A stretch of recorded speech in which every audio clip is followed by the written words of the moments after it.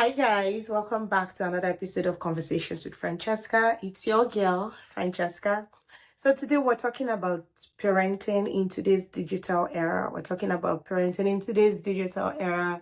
Are we losing control or are we actually gaining connection? Are we losing control or are we gaining connection?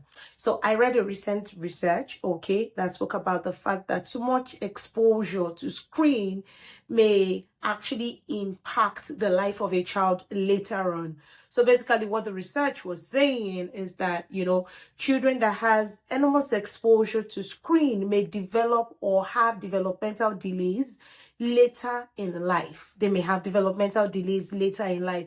And it can be a bit concerning, especially because in today's world, we have all sorts of media. We have everything in terms of, our exposures to internet, screen, digital media, AI is here.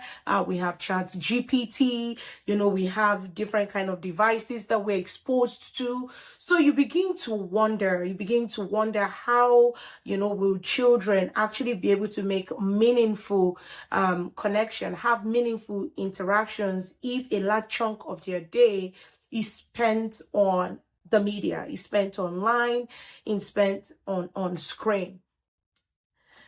Parents have had concerns, parents have had concerns. In fact, there are some researchers that seem to suggest that, autism, different diverse learning conditions and all has some link to the amount of exposure that children gain, with screen. So the amount of exposure they have with screen time can actually impact their ability to function appropriately. So you begin to wonder if this is actually affecting them, then it's important that we learn how to balance this, maybe not taking away their ability to use this digital media, but helping them learn appropriately how to use them.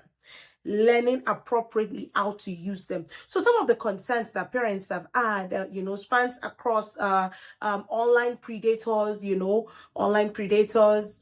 specifically looking out for children, underage children, and taking advantage of them. We have concerns, regarding exposure to inappropriate content, contents that are not appropriate for their age, but because the internet is uncensored, everything is there. Children can actually have access to anything and everything. So of course, it's a valid concern that you don't know what your child is being exposed to. Of course, exposure to excessive screen time, we have digital addictions, and of course we have concerns regarding online safety, and we know how this impacts children. We know how being exposed to screen, we know how it can affect a child. Sometimes they begin to have concerns, their self-esteem, because of what they're saying, especially on the gram or TikTok and the rest of them. So like I said, AI is here, digital media is here, and it's here to stay. So we know we are here finding ourselves in a world where we're navigating with little to no experience, no manual. You don't know what is too much to do. You don't know what is too little to do. So, it can be a bit concerning because you're wondering to yourself, okay, what should I be doing? What should I be doing? Especially given the exposure that is available to your child. So let's unpack it here. Let's talk about some of the strategies that will help us. Screen time is here to stay. In fact, digital media is here to stay. There's nothing we can do about it. There's nothing we can do about it. It's going to progress. We will see the evolution of digital media. We will see the evolution of the internet, screen, and all. There was a time where you could not even, people that own computer was very, very, very few. But now every household probably has access to computer. Every household has internet. It's not like it used to be that you have to go somewhere to be able to gain access to some of these things. So it's important that we live in the reality of the world that we are now. Print, digital media, and all of them are here to stay. The question is, how much is too much? How little is too much? How do we navigate this time? How do we help our children strike a balance? How do we make sure that they are not being misinformed, overinformed, or underinformed? How do we make sure that they are using the screen appropriately? How do we make sure that the access to information that they have, is commensurate with their age and their maturity? Sometimes a child can be a certain age, but do not have the appropriate emotional intelligence to handle certain information.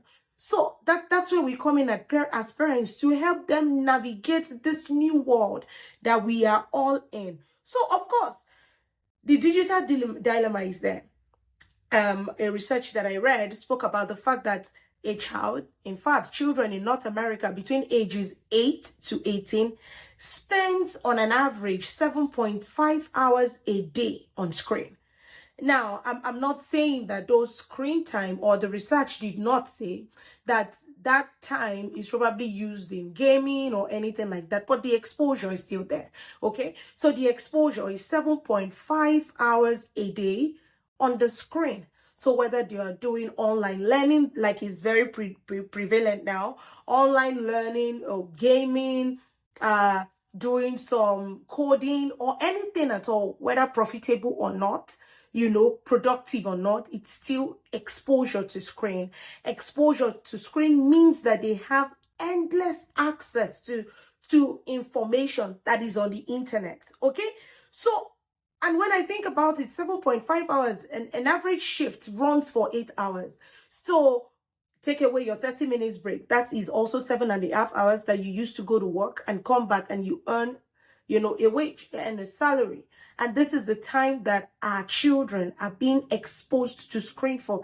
That's a large chunk of their time. If you're being exposed to screen for 7.5 hours, take away the time for sleep, how much hours is left to actually have meaningful connection and meaningful interaction, okay? So I know parents are looking for ways to, to minimize or completely eliminate screen. But I'd say that eliminating screen is not the way to go. I would say that saying absolute or a blanket no to screen time might not be the wise way to go. Screens are here to stay. Technology is here to stay. Exposure to internet and all, they are here to stay. I dare say, that there will be an evolution in this area. We would see that people will begin to be able to do more with the internet, online media platforms, everything. There will be so much more that we can do with them. These things will evolve as we go on in this life. So the appropriate question should be, how can I teach my child to use this exposure wisely? How can I teach them to use digital media wisely? How can I teach them to make sure that the amount of time spent on the internet, the online space, is used productively, not necessarily to take complete access away from them, okay? We're here. So rather than be afraid or be concerned or throw ourselves into a well of worry, you know how you just become unnecessarily, well, let me not say unnecessarily, the concerns are actually valid, but you know how you just put yourself in a situation where you're just so worried because of the exposure you think your children are getting, rather than just put yourself in that cocoon where you're constantly worrying. I think the best approach would be designing design a strategy that would help them to use the media appropriately, to use the online space appropriately, okay? So what are some of the struggles that we have today? I know we talked about information overload. I know we talked about what is too much, what is too little. We talked about online predators. We talked about exposure to inappropriate, inappropriate content and the rest, while I know that at this age, of course, at this time, these things are here. I recall that those days when we went to school, parent teachers conference, or parent teachers meeting. Yes, I think that's what it was called. You'd have to go physically to the school. You have to meet with the teacher. It's kind of like a gathering. You get to meet other parents. You get to interact with other parents. You get to meet other teachers in the school, have that, that time where you guys can talk. But in today's world, you can either have it over the phone, over Zoom, over anything like that. And while it's good because of the flexibility that it affords, it also takes away the time to actually have meaningful connections. You don't even get to know the parents of the children in your child's classes. You have nothing. Like, you just know that you're just dealing with your child, the school, and the rest.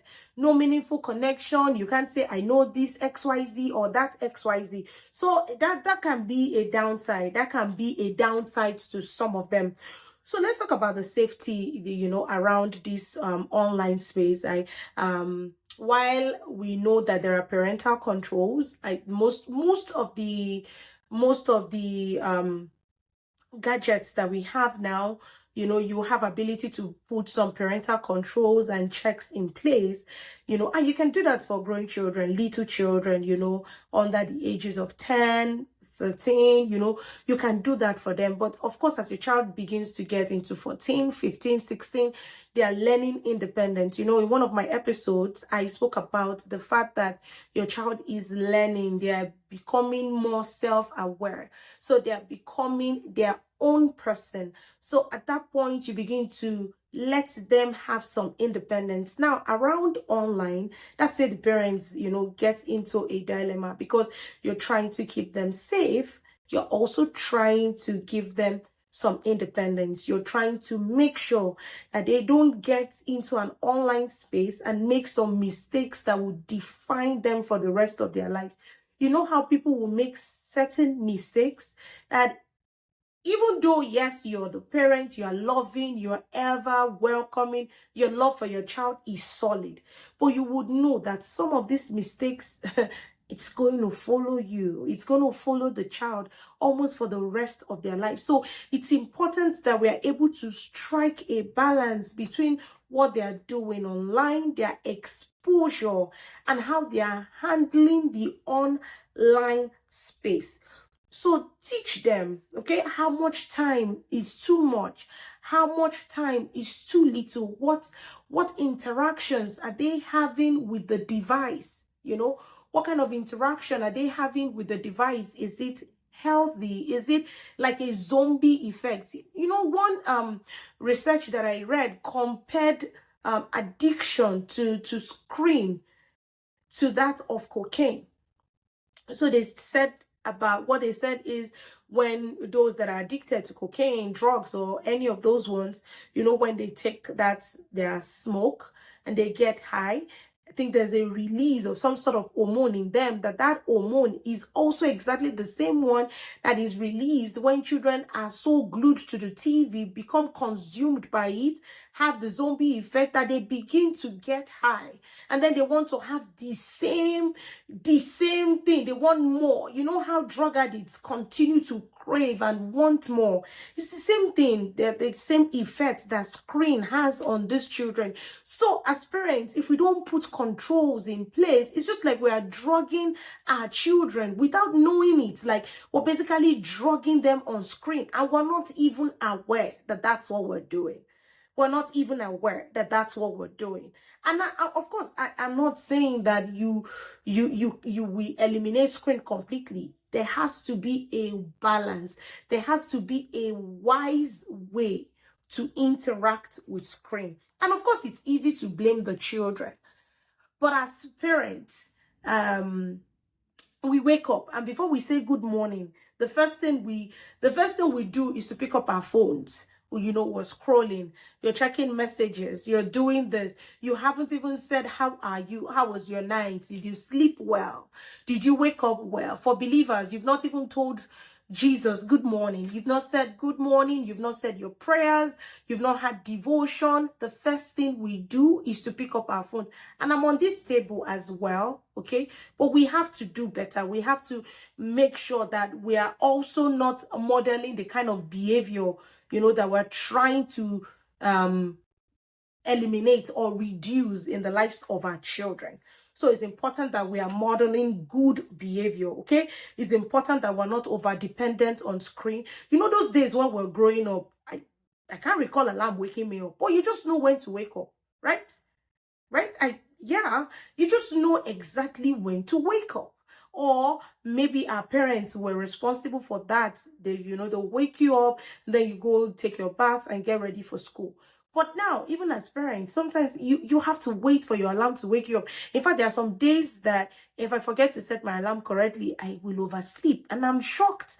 I'm like, wow, we can't even function without the use of this phone. Like, I can't even wake up without this phone beeping and telling me it's morning already, So it's important that we learn to curb some of these excesses. Like, teach ourselves that we can actually function without over-reliance on some of these devices, okay?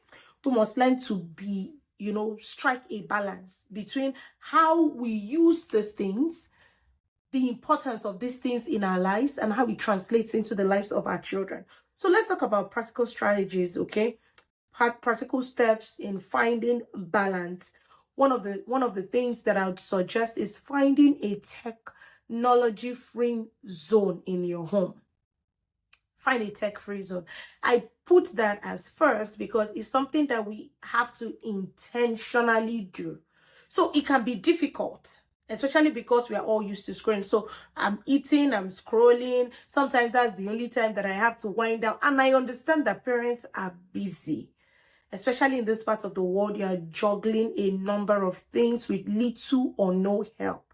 So sometimes having that phone and scrolling up and down might just be the only me time that you would get.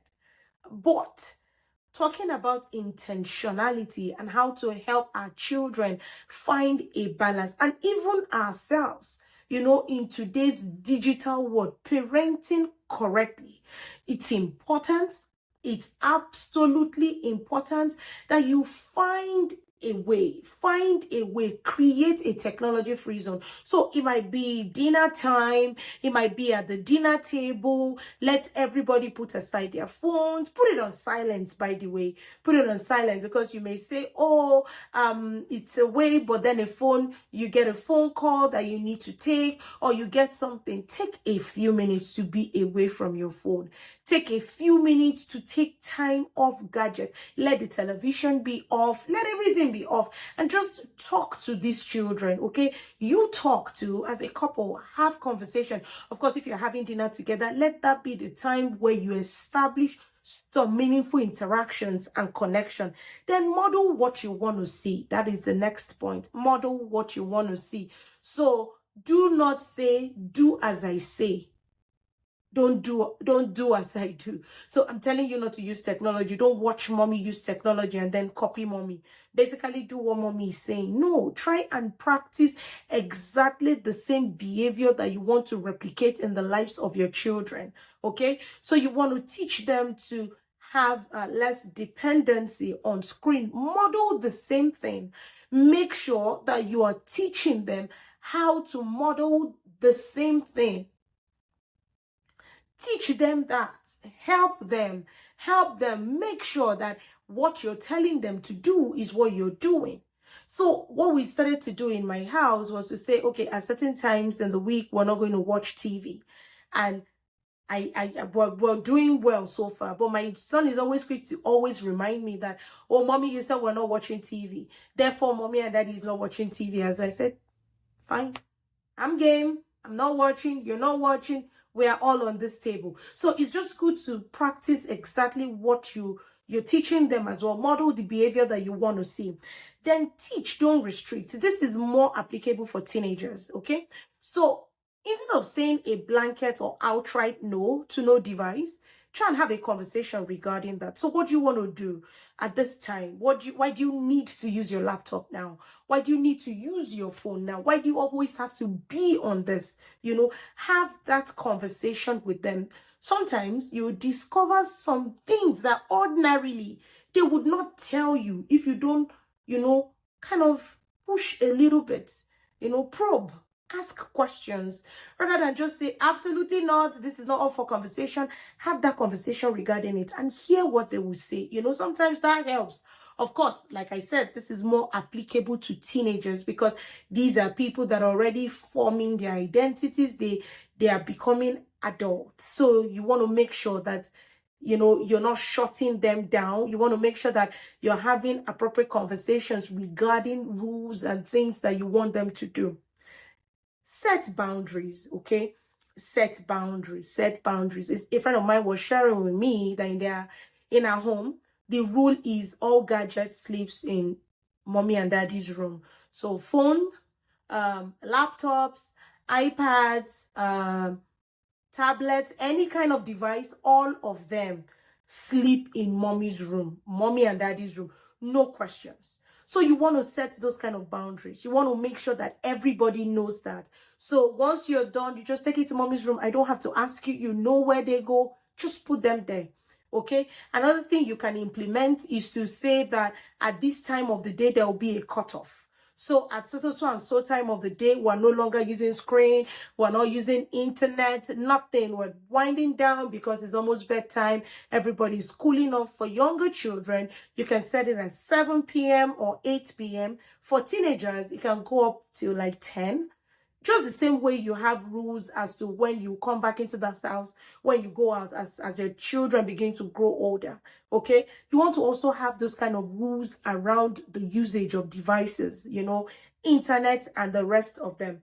Then provide a redirection. That will be the last. And this largely applies to younger children. So you can't just take away iPad from a 6-year-old or a 7-year-old and you're not giving them something alternative to do. So make sure that you have alternatives for them to do. So do you want to take them to the playground? Do you want to give them some coloring sheets?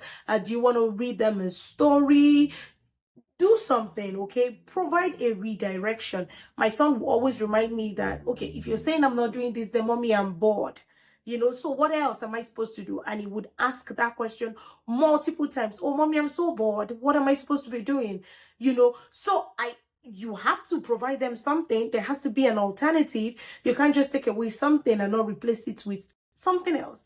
Okay. Another thing is recently I read that at least your children within, I think, the ages of 8 and above, they need to have at least an hour of physical activity. So you can also take them out to play. They can go to the backyard, do a race, do something. I introduced dancing. So we just tell Alexa to play a song and then we will dance and shake for a bit, and they enjoy it. So just redirect them. Figure out something that will take their minds away from screen, and replace it with something else. All right. Finally, there's this scripture that I like that I would share. Philippians 4 verse 8. This is a very good scriptural reminder. It says, finally, brothers and sisters, whatever is true, whatever is lovely, whatever is admirable, if anything is excellent or praiseworthy, think about these things. Think about these things. So it's good to tell our kids that, the reason why we are being careful around the online space is because some of the exposures there, they're not praiseworthy, they're not excellent, they're not admirable. And as believers, as children of God, we want to make sure that we are dwelling on the things that are good, things that are lovely, things that are excellent, things that are praiseworthy. Okay, that's what we want to feed our soul with. Okay, remember also that your body is the temple of the Holy Ghost. One of the ways in which things gain access to this temple is through our eyes, our ears. So we want to make sure that there is a filter, kind of provide a screen, filter what we see, what we hear. The truth is sometimes you feed off what you've seen. So you've seen something, it just continues to replay in your subconscious. You think it's not affecting you, but the more of those information you have, the more you realize how much it has affected you in your subconscious and is translating into your reality. So I'm going to give us a homework to do today, okay? Homework for you. Create a no screen time in your home. Practice at least a few minutes of no screen. So it can be 5 minutes, it can be 10 minutes. I'm not saying try 1 hour. It can be difficult to achieve, especially because we are also used to digital media, online space. We're so used to it. So try and see if you can eliminate screen for a few minutes a day and have meaningful conversations with your children. Come and tell me what you've learned. Come and tell me if that worked. Come and tell me if you've been able to implement a no screen time in your home. Come and share strategies that you've tried and how that has helped you. Okay? Share in the comment section. And if this video resonates with you, if this video touches on areas that you're trying to work on, please feel free to share with your networks that also have the same concerns, and we'll pick 1 or 2 things from this video to learn from. Okay, we're still on all social media platforms. Talk about social media. We're still there, so subscribe if you haven't. This is my cue for you to subscribe. Till I come again with more exciting discussions, it's still your girl Francesca with Conversations with Francesca. Have a rewarding rest of your day. Stay blessed. Bye.